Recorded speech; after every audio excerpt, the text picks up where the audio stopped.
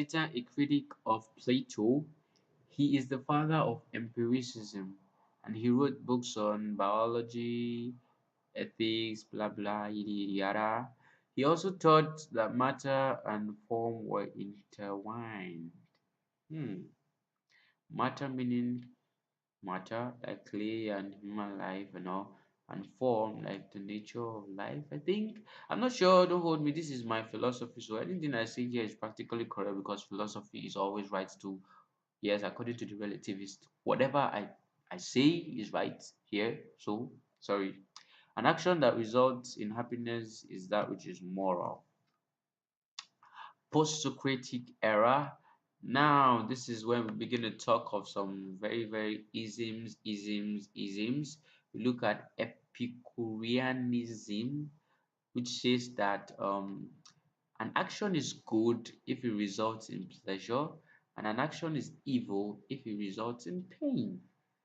And Stoicism says that man should live on the line with reason and not with his emotions. Man should obey the laws of nature. Okay, okay. So saying I should live with reason, I really don't understand, and not my emotions.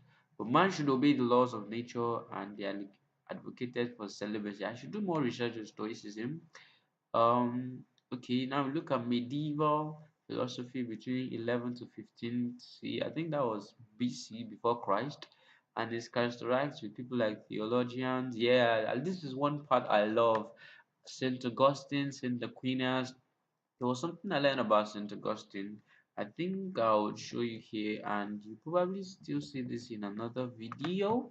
Saint Aquinas. He talked about some, what did he call them? Some 5 ways to, yeah, philosophy of religion. Yeah, this was some read more. Where is it? Let me just highlight it. Um, Cosmological argument for the existence of God. I love this thing so much. I'm gonna be sharing more of it, but you guys just stick around. In a few videos, you'll get there.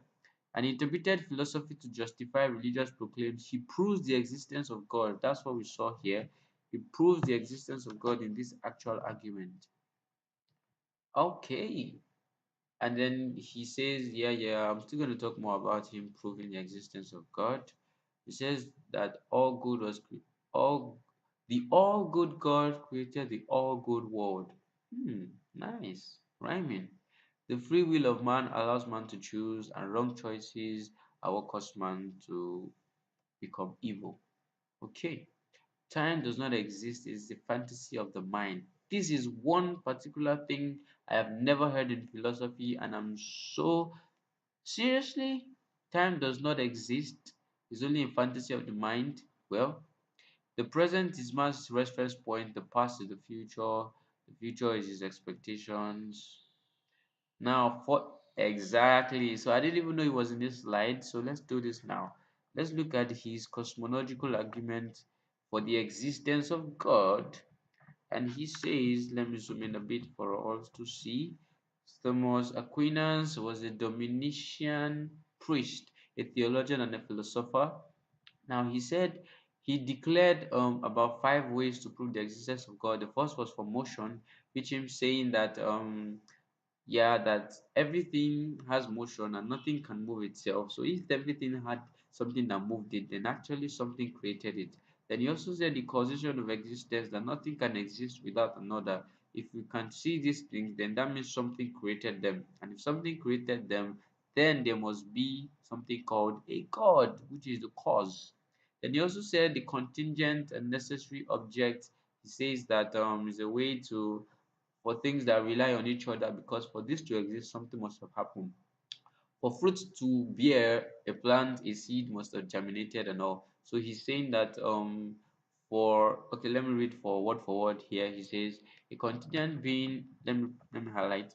A contingent being is an object that cannot exist without a necessary being causing its existence. Aquinas believed that the existence of contingent beings would ultimately necessitate a being which must exist for all contingent beings to exist.